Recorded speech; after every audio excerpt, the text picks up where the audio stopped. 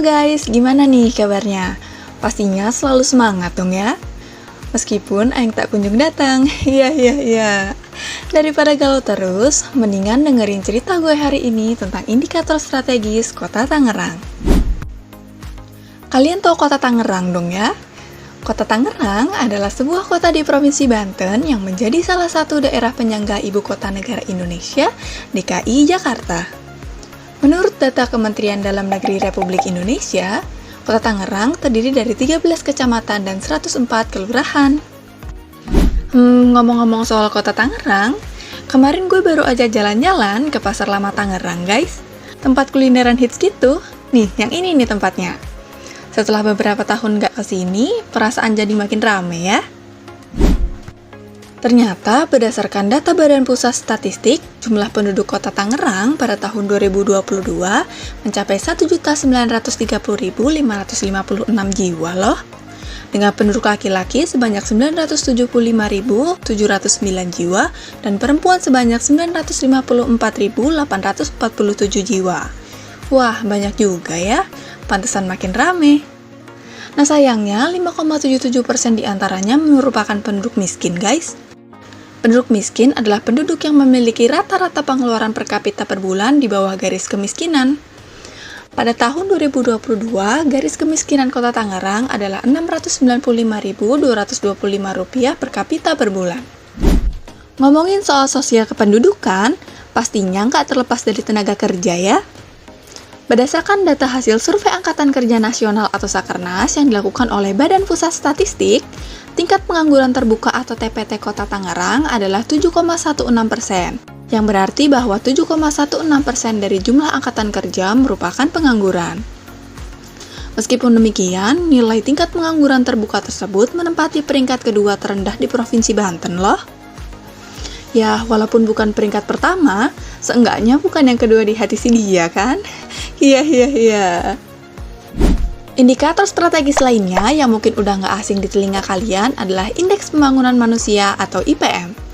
Singkatnya, IPM ini menggambarkan gimana penduduk bisa mengakses hasil dari pembangunan dalam memperoleh kesehatan, pendidikan, pendapatan, dan sebagainya. Jadi, semakin besar nilainya, maka semakin baik, guys.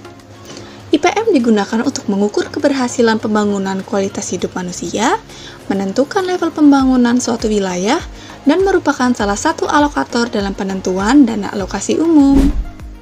Provinsi Banten memiliki nilai IPM yang tergolong tinggi, yaitu 73,32 pada tahun 2022, dengan rata-rata pertumbuhan dari tahun 2010 hingga 2022 sebesar 0,69%.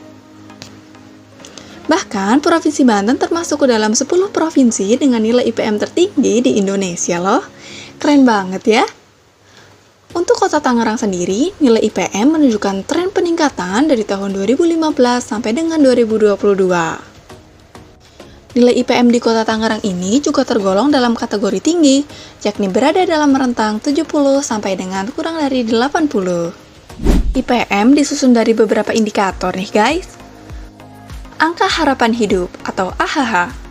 AHH merupakan suatu perkiraan rata-rata lamanya hidup sejak lahir yang akan dicapai oleh penduduk. Nilai angka harapan hidup Kota Tangerang adalah 71,91 tahun pada tahun 2022. Artinya, anak yang lahir pada tahun 2022 diperkirakan dapat hidup hingga berusia 71,91 tahun.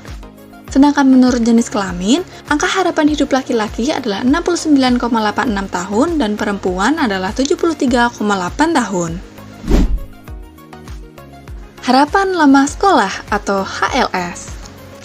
HLS merupakan lamanya sekolah dalam tahun yang diharapkan akan dirasakan oleh anak-anak pada umur tertentu di masa mendatang.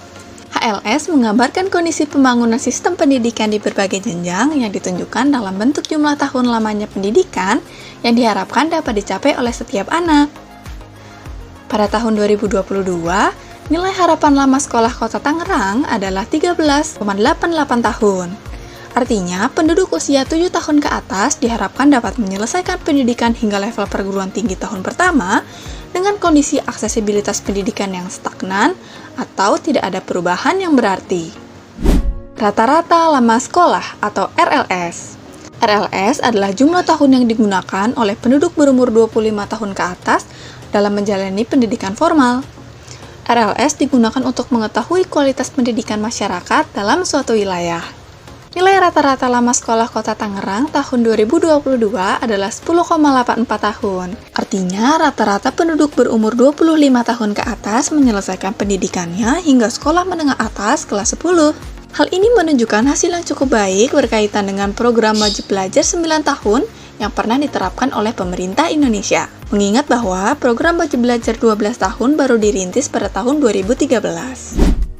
Pengeluaran real per kapita yang telah disesuaikan.